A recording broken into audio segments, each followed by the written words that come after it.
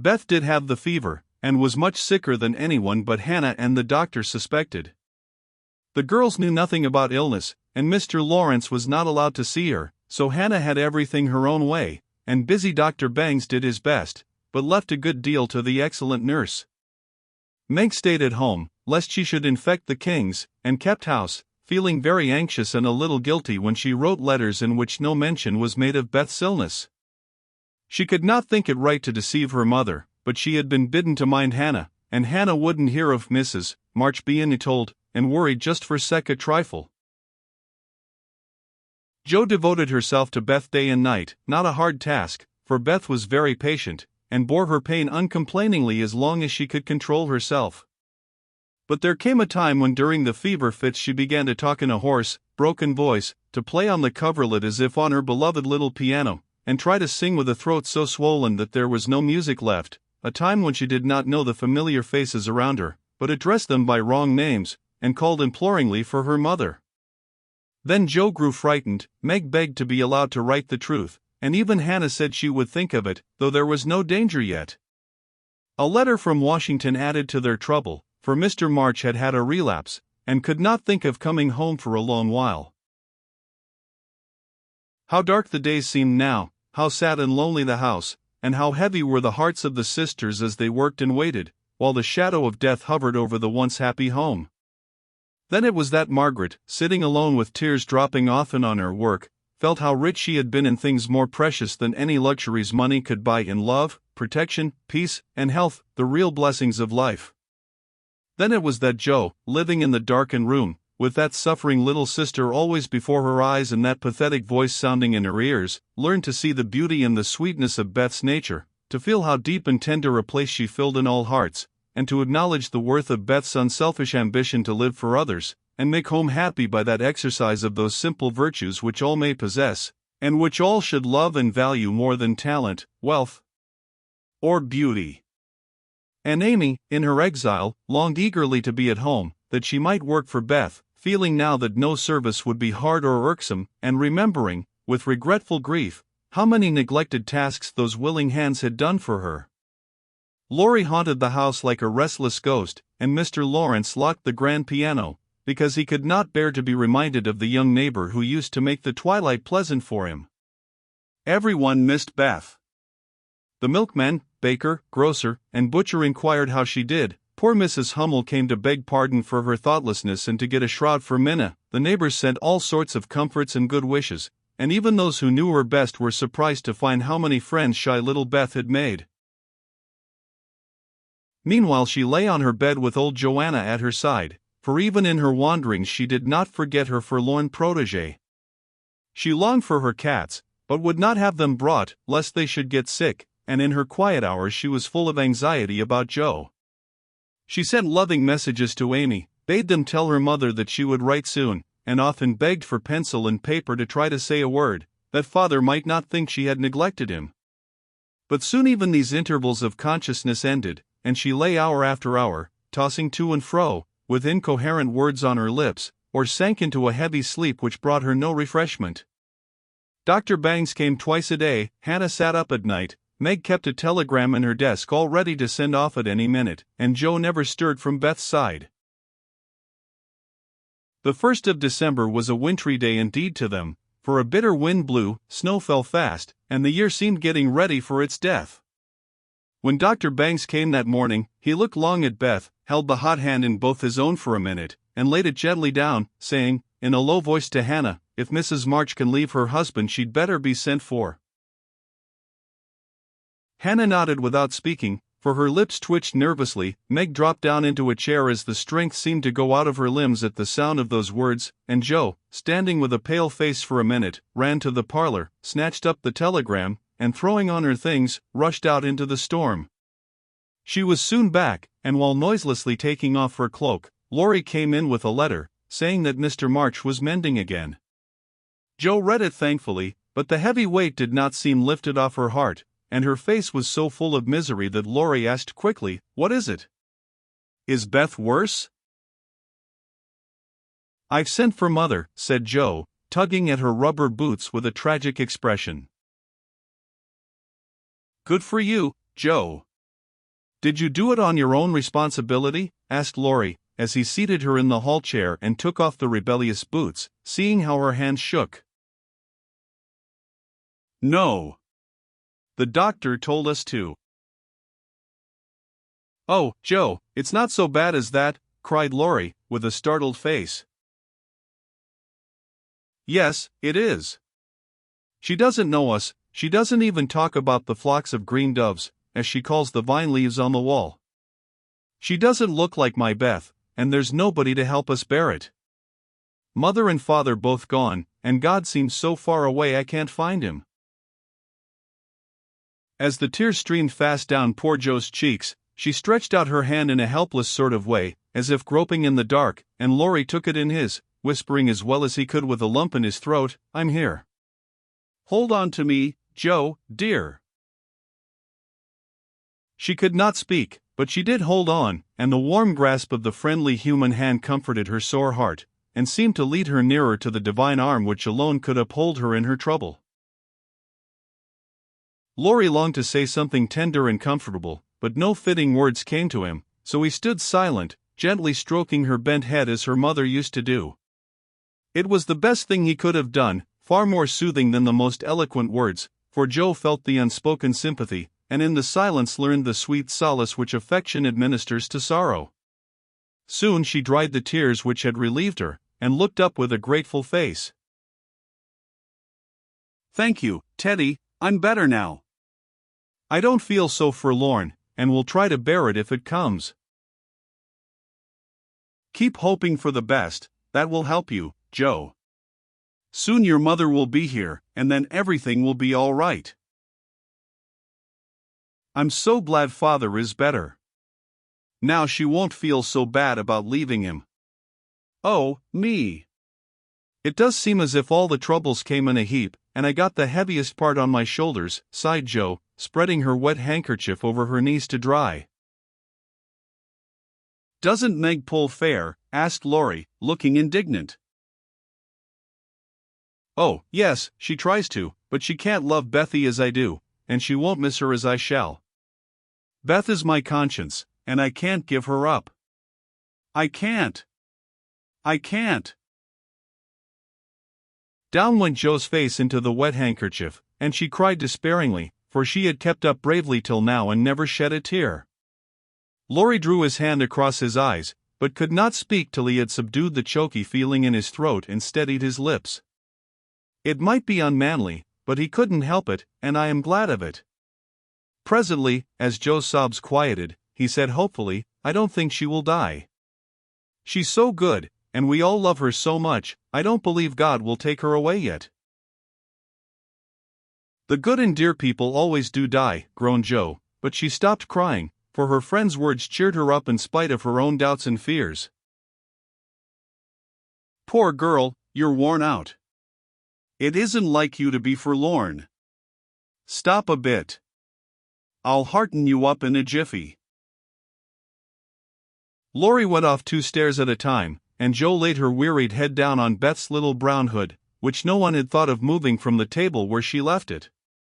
It must have possessed some magic, for the submissive spirit of its gentle owner seemed to enter into Joe, and when Laurie came running down with a glass of wine, she took it with a smile, and said bravely, "I drink health to my Beth.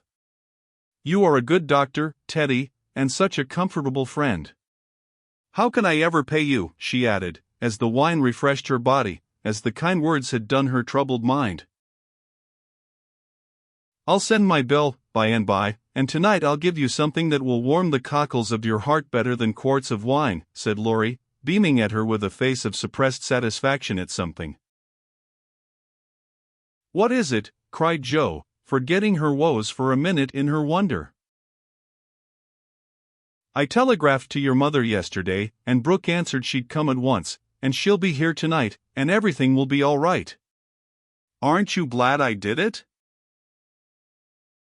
Laurie spoke very fast, and turned red and excited all in a minute, for he had kept his plot a secret, for fear of disappointing the girls or harming Beth. Joe grew quite white, flew out of her chair, and the moment he stopped speaking she electrified him by throwing her arms round his neck, and crying out, with a joyful cry, "Oh, Laurie!